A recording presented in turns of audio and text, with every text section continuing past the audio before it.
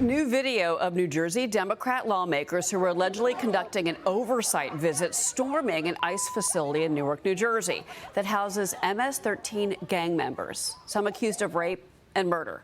The Department of Homeland Security says the members of Congress stormed the gate of the ICE facility while a bus of detainees was entering the facility. Newark's mayor, Ras Baraka, charged with trespassing for allegedly ignoring warnings to leave the property. The mayor denying the allegation. He calls his arrest targeted. DHS says there could be more arrests coming after that confrontation on Friday. Joining me now, former acting DHS Secretary, America First Policy Institute Executive VP, Chief Strategy Officer Chad Wolf. Chad, it's always great to speak with you, and I want to start with everything that we've seen happen in this facility since Friday. Tricia McLaughlin gave an interview, and she said, and she told The Hill this, she thinks that it's possible that we could see some of these members of Congress arrested because one was seen on video basically body slamming a female officer, and there's the video we're showing to our viewers now. Well, look, any individual, whether it's a member of Congress or just the general public, if you're going to interfere with a law enforcement officer in the duties of his or her work, obviously there needs to be consequences to that. But look, these congressmen and women, they knew exactly what they were doing. They were playing politics. They wanted the attention. They got the attention. I think it's important to remember that this is a federal law enforcement facility. This is very similar to a state or a federal penitentiary, right? And you would not allow congressmen and women to just simply burst into the prison trying to get access to it. There's a way to do it. You request a tour, you request a visit, you go through the proper channels, and then you enter that way instead of just simply trying to force your way in as a bus of detainees makes their way into the facility. It's the wrong thing to do. It's the wrong approach. But I think they knew what they were doing. Well, in particular, you're threatening ICE agents. I mean, these are men and women of law enforcement that are trying to protect the American public by keeping in jail these MS-13 gang members. And, Fox actually got a tour of the facility this morning. I mean, if you want a tour, request one, to your point. But do you think that, in particular with this mayor, do you think that he was arrested? Now, he says he's being targeted politically. Do you think that that's something that would possibly be happening at this facility? Why would they be targeting the mayor of Newark, who, by the way, is considering a run for governor of New Jersey? No, I don't believe he's being targeted. What the mayor has done, though, over the preceding months is tried to shut that facility down, saying that they don't have the right permit. So the mayor clearly doesn't like the ICE mission, and the mayor himself is, again, trying to shut the facility down and obviously was there at the facility that day as well. So I think if there's any allegation of politics, it's on the mayor's part more than anything else. Those ICE officers there that day are just trying to protect the facility, making sure that unauthorized individuals are not gaining entry. And so they have a job to do. It's their requirements to protect that facility. And the mayor knows he cannot just simply burst into the facility without permission, and those congressmen, men and women, know that as well. Well, we'll see if other lawmakers show up today. We're going to be keeping our eye on that facility. I want to ask you about this, Chad. President Trump offering illegal migrants an exit bonus. So he signed an executive order last week. It authorizes government-funded flights and financial incentives to illegal migrants willing to self-deport. They'll get a one-way plane ticket out of the country and a $1,000 stipend after it's verified they've self-deported. Now, DHS is saying it's going to be 70% cheaper for taxpayers. Cost of the new program, about $4,500 per person. But the current cost to arrest, detain, deport for one person, that's $17,000. Do you like this idea? Do you think it's a good idea?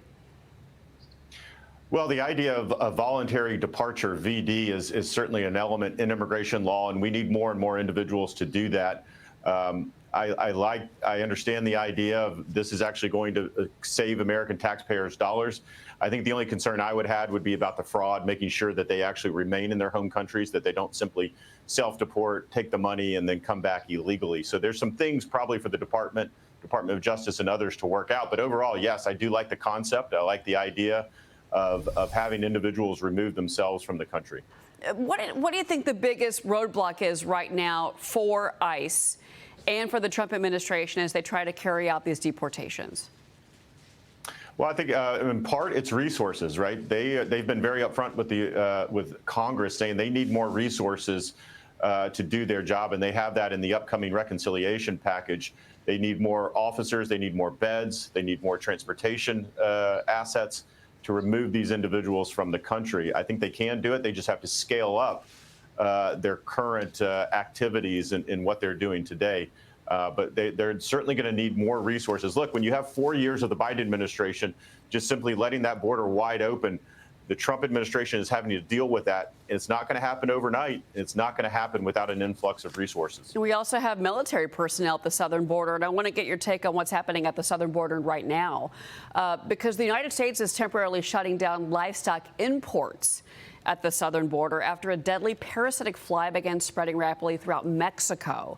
U.S. Secretary of Agriculture Brooke Rollins posted on X, quote, "Due to the threat of New World screwworm, I'm announcing the suspension of live cattle, horse, and bison imports through the U.S. southern border ports of entry, and that's effective immediately. The last time this devastating pest invaded America, it took 30 years for our cattle industry to recover. This can't happen again."